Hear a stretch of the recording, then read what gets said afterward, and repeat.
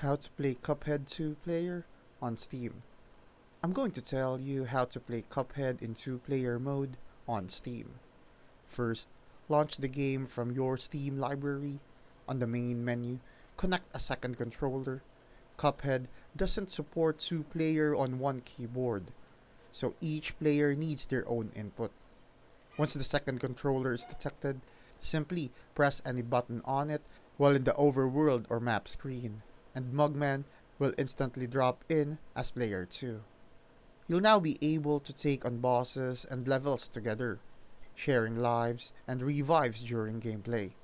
Just keep in mind, the game scales in difficulty with 2 players, meaning more bullets and more chaos. If you ever want to switch back to solo, player 2 can drop out by quitting to the main menu. This works both locally on Steam Deck. Cuphead is all about precision and teamwork, so communicate, dodge, and time those parries.